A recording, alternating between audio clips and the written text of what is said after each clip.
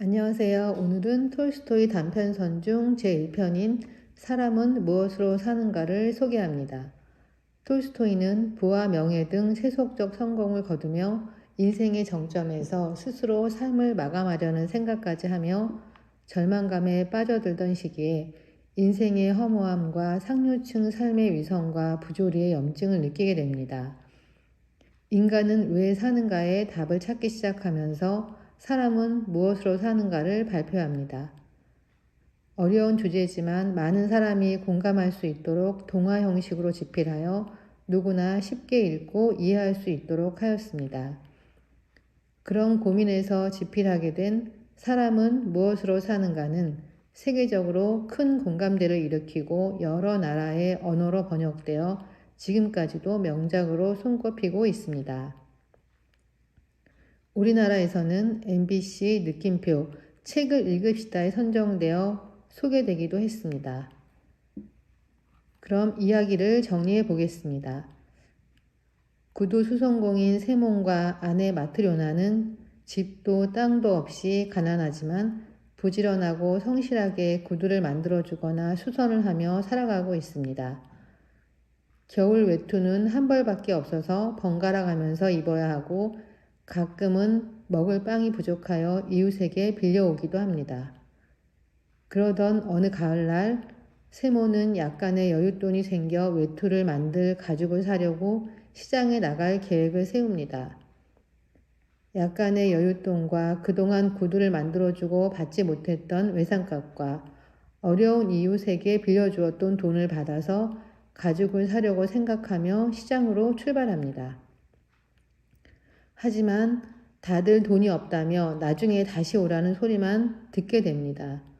세모는 속상한 마음에 가지고 갔던 여윳돈으로 보드카만 마시고 집으로 돌아가게 됩니다. 세몬이 가는 길에 교회 모퉁이를 돌아가려는데 어떤 젊은이가 벌거벗은 채 추위에 떨고 있는 모습을 보게 되었으나 무섭고 두려운 마음에 교회 앞을 그냥 지나치려는 순간 양심이 고개를 들게 하여 걸음을 멈추고 혼잣말을 합니다.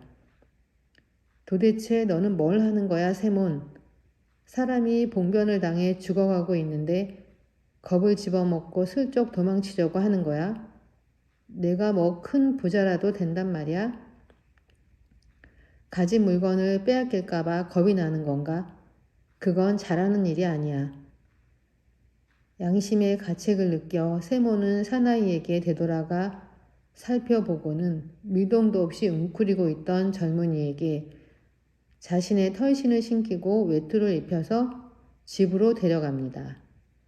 집에 있던 아내 마트료나는 술만 마시고 가죽도 사오지 못하고 낯선 불황자와 함께 오는 모습을 보고 인상을 쓰며 화를 냅니다. 화를 내는 아내에게 세모는 하나님을 생각하라고, 당신에게는 신이 없나? 라고 하자 아내의 마음이 누그러지며 낯선 사람에게 다가가 살펴보며 가엾은 생각이 들었습니다. 아내는 옷을 갈아입히고 빵과 따뜻한 차를 내어줍니다. 그때 낯선 사람은 차를 내어주는 아내와 눈이 마주치며 기쁜 표정으로 웃음을 짓습니다. 낯선 산의 이름은 미카엘이며 표정도 없이 자기에 대해 물어도 말하지 않았습니다. 세모는 미카엘에게 구두 만드는 일을 배울 것을 권유하여 함께 가게에서 일하게 됩니다. 미카엘이 구두 만드는 기술이 좋아 세몬의 가게가 번창하고 삶이 여유로워지고 있습니다.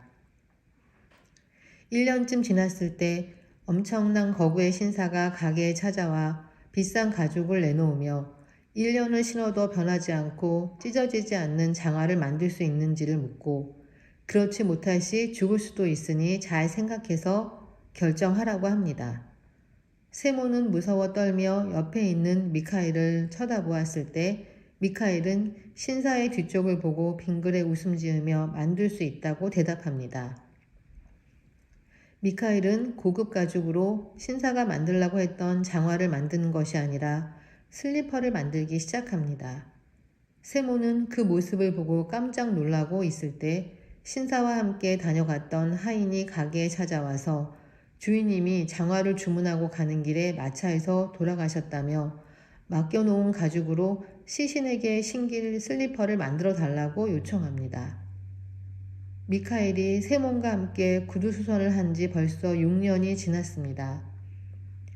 어느 날 한 여인이 쌍둥이 여자아이들의 구두를 만들기 위해 세몬의 가게를 찾았고 여인의 뒤를 따라 아이들이 들어오고 있는데 한 아이가 다리를 절룩거리며 오고 있는 것을 보았습니다. 사연을 묻자 그녀는 살고 있는 동네에 한 여인이 쌍둥이 아이들을 출산하다가 죽게 되었고 여인이 쓰러지며 한 아이의 다리를 눌러서 절게 되었다고 합니다. 남편도 없고 아이들을 돌봐줄 친척도 없었기에 자기가 데려다 키우게 되었다고 말하며 그 당시 자기에게도 9개월 된 아이가 있어서 젖을 함께 물릴 수 있었기에 키울 수 있었다고 말합니다.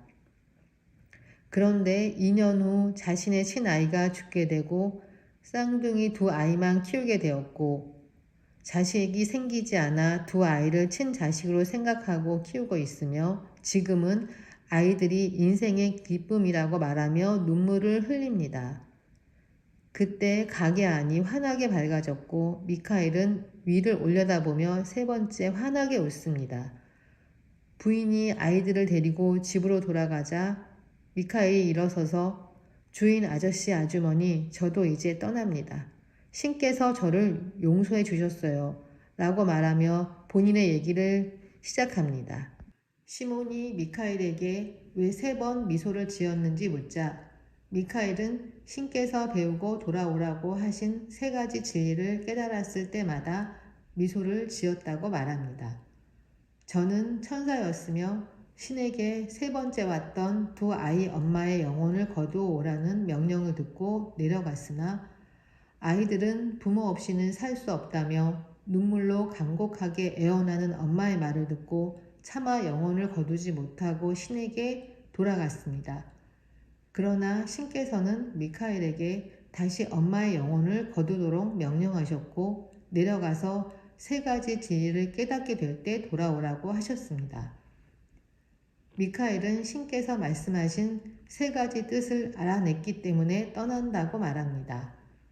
첫 번째는 자기들도 먹을 게 없고 외투 한 벌을 나눠 입어야 할 만큼 가난한 세몬과 마트료나가 벌거벗은 자기를 데려다가 음식을 대접할 때 사람에겐 사랑이 있다는 것을 깨달았으며 두 번째는 거구의 부자 신사가 장화를 주문하러 왔을 때 그에게서 죽음의 그림자를 받기에 무례한 태도로 가죽을 맡기며 장화를 만들라고 하는데도 미소를 짓고 구두 대신 슬리퍼를 만들었다고 합니다. 사람은 지금 자기에게 필요한 것이 무엇인지를 모르는 것을 두 번째로 깨닫게 되었다고 합니다. 세 번째는 쌍둥이 아이들을 사랑으로 친자식처럼 키웠고 삶의 기쁨이라고 말하며 눈물을 흘리는 여인을 보았을 때 아이들은 부모 없이는 살 수 없다는 말이 자기 걱정이었음을 깨닫게 되었다고 말하며 미카엘은 다시 천사가 되어 하늘로 올라갔습니다. 사람은 자신을 염려하고 돌봄으로써 살 수 있는 것 같지만 사실은 오직 사랑으로만 살 수 있다는 것을 톨스토이는 동화를 통해 우리에게 삶의 지혜로 전하고 있습니다. 감사합니다.